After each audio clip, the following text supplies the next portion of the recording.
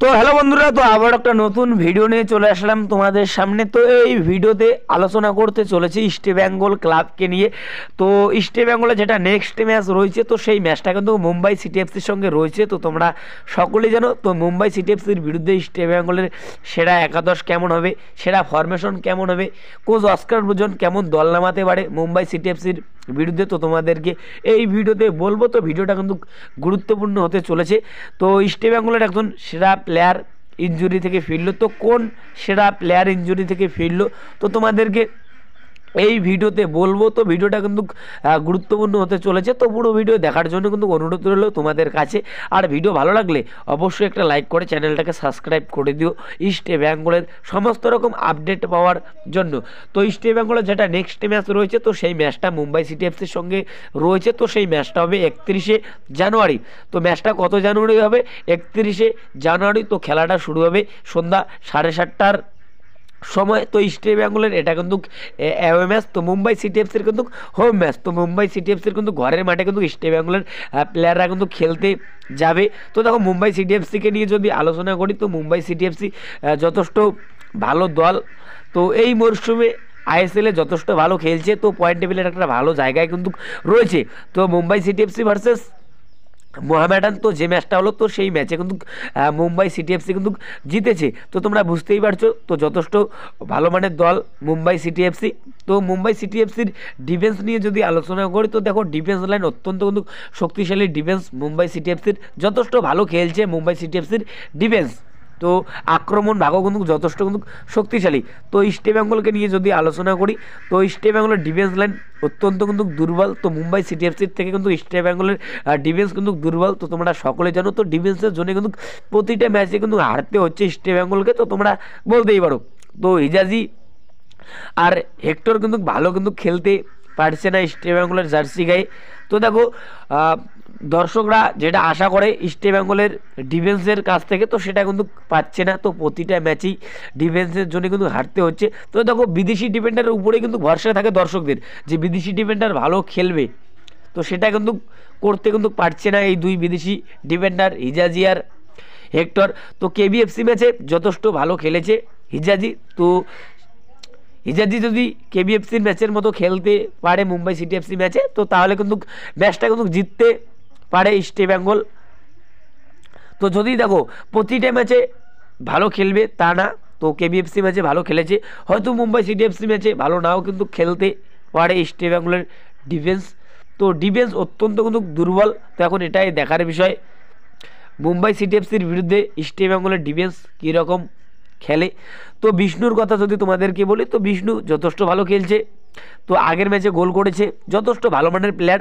তো যত দিন দিন যাচ্ছে, অত কিন্তু বিষ্ণু ভালো খেলছে, অত কিন্তু ভয়ঙ্কর কিন্তু হয়ে কিন্তু উঠছে এই বিষ্ণু, যথেষ্ট ভালো মানের প্লেয়ার। তো বিষ্ণুর খেলা কার কার ভালো লাগে ভাই, অবশ্যই ভাই কমেন্ট করে জানাও। তো বিষ্ণুর দিকে কিন্তু নজর থাকবে, যে মুম্বাই সিটি এফসি ম্যাচে বিষ্ণু কীরকম খেলে মুম্বাই সিটি এফসির বিরুদ্ধে। তো এবার যেটা নিয়ে আলোচনা করব, তো মুম্বাই সিটি এফসির বিরুদ্ধে ইস্ট বেঙ্গলের সেরা একাদশ কেমন হতে পারে।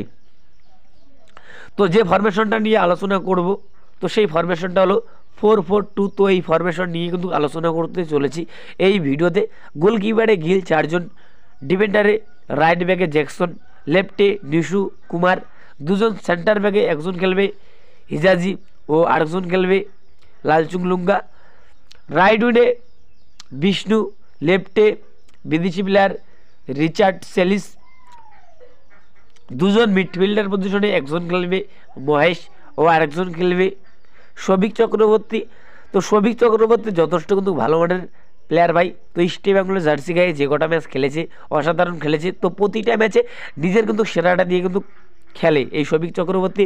তো সৌভিক চক্রবর্তীর খেলা কার কার ভালো লাগে অবশ্যই কমেন্ট করে জানাও। আর 2 জন স্ট্রাইকার পজিশনে খেলবে, একজন খেলবে ক্লেটন সিলভা ও আরেকজন খেলবে দিমিত্রিয়ান ডিয়ামন্ড ট্যাকোস। তো দেখো, দিমিত্রিয়ান ডিয়ামন্ড ট্যাকোস যখন কেবিএফসিতে ছিল, তো কেবিএফসির জার্সি গায়ে কিন্তু দুর্দান্ত কিন্তু খেলেছিল এই দিমিত্রিয়ান ডিয়ামন্ড ট্যাকোস। তো ইস্ট বেঙ্গলের জার্সি গায়ে কিন্তু সেভাবে কিন্তু খেলতে পারছে না। তো তোমরা বলতেই পারো, তো দিমিত্রিয়ান ডিয়ামন্ড ট্যাকোসের খেলা একদমই কিন্তু ভালো হচ্ছে না। তো ক্লেটন সিলভার যদি কথা বলি, তো ক্লেটন সিলভাও কিন্তু ভালো কিন্তু খেলতে পারছে না। তো আগের ক্লেটন আর এখনকার ক্লেটন কিন্তু দিন রাত তফাৎ। তো আগের ক্লেটন দেখো প্রতিটা ম্যাচে হয় গোল করতো, না হলে অন্য দ্বারা কিন্তু গোল করাতো ক্লেটন সিলভা। তো সেই ক্লেটন সিলভা কিন্তু এখন আর সেই ক্লেটন সিলভা নেই। তো ক্লেটনকে কিন্তু এবার ছেড়ে দেওয়া কিন্তু দরকার। তো তাকে ছেড়ে দিয়ে ভালো মানের কিন্তু বিদেশি প্লেয়ার কিন্তু আনার দরকার ইস্ট বেঙ্গল টিমে। তো তোমরা অবশ্যই কমেন্ট করে জানাও এই ক্লেটন সিলভাকে ছেড়ে দিলে ভালো হবে নাকি রেখে দিলে ভালো হবে ইস্ট বেঙ্গল টিমে। তো এই 11 জনে কিন্তু খেলতে পারে 31শে জানুয়ারি মুম্বাই সিটি এফসির বিরুদ্ধে। গোলকিপারে গিল, 4 জন ডিফেন্ডারে Nishu, Jackson, Hijazi, Lalchungnunga, right উইনে বিষ্ণু, লেফটে রিচার্ড চেলিস, 2 জন মিডফিল্ডারে সৌভিক, মহেশ, 2 জন স্ট্রাইকার পজিশনে ক্লেটন আর দিমিত্রিয়ান ডিয়ামন্ড ট্যাগস। তো ইস্ট বেঙ্গলের সেরা একাদশ কেমন লাগলো, সেরা ফরমেশন কেমন লাগলো অবশ্যই ভাই কমেন্ট করে জানাও। তো এবার যেটা আপডেট দেবো তোমাদেরকে, গুরুত্বপূর্ণ আপডেট। তো ইস্ট বেঙ্গলের সেরা প্লেয়ার ইনজুরি থেকে ফিরলো। তো সেই প্লেয়ারটা হলো সাউল ক্রেসপো। তো সাউল ক্রেসপোকে তোমরা সকলেই জানো, তো ইনজুরির জন্য কিন্তু সিটকে গিয়েছিল ইস্ট বেঙ্গল টিম থেকে। তো অনেকদিন কিন্তু মাঠের বাইরে ছিল। তো এই মুহূর্তে যেটা আপডেট পাওয়া যাচ্ছে যে সাউল ক্রেসপো তিনি ফিট রয়েছে। তো মুম্বাই সিটি এফসি ম্যাচে হয়তো খেলতে পারবে না। তো পরের যেগুলো ম্যাচ হবে ফেব্রুয়ারি ম্যাচে, তো সেই সব ম্যাচে কিন্তু সাউল ক্রেসপোকে আমরা দেখতে পারবো ইস্ট বেঙ্গলের জার্সি গায়ে খেলতে আবারও। কোচ অস্কার ব্রুজন জানিয়েছে যে সাউল ক্রেসপো ফিট রয়েছে, হয়তো মুম্বাই সিটি এফসি ম্যাচে খেলবে না। তো পরের যেগুলো ম্যাচ হবে তো সেই সব ম্যাচে সাউল ক্রেসপো খেলতে চলেছে। তো এমনটাই কিন্তু জানিয়েছে কোচ অস্কার ব্রুজন। তো সাউল কিন্তু ফিট রয়েছে। তো তাকে কিন্তু আমরা ফেব্রুয়ারি মাসের যেসব ম্যাচগুলো হবে ইস্ট বেঙ্গল, তো সেই সব ম্যাচে কিন্তু আমরা সাউল ক্রেসপোকে দেখতে পারবো। কোচ অস্কার ব্রুজন এমনটা জানিয়েছে। তো এটা কিন্তু ইস্ট বেঙ্গল সমর্থকদের জন্য কিন্তু দারুণ একটা খুশির খবর। তো তোমরা বলতেই পারো, তো সাউল ক্রেসপো কিন্তু আবারও কিন্তু ফিরতে চলেছে ইস্ট বেঙ্গল টিমে। তো আবারও কিন্তু ইস্ট বেঙ্গলের জার্সি গায়ে কিন্তু আমরা খেলতে দেখতে পারবো। তো ফেব্রুয়ারি মাসে যেসব ম্যাচগুলো হবে তো সেই সব ম্যাচে কিন্তু আমরা আবারও দেখতে চলেছি সাউল ক্রেসপোর খেলা। তো এই ভিডিওতে তোমাদেরকে এতটুকুই বলা হচ্ছিলো। তো যদি ভিডিওটা ভালো লাগে অবশ্যই একটা লাইক করে চ্যানেলটাকে সাবস্ক্রাইব করে দিও ইস্ট বেঙ্গলের সমস্ত রকম আপডেট পাওয়ার জন্য।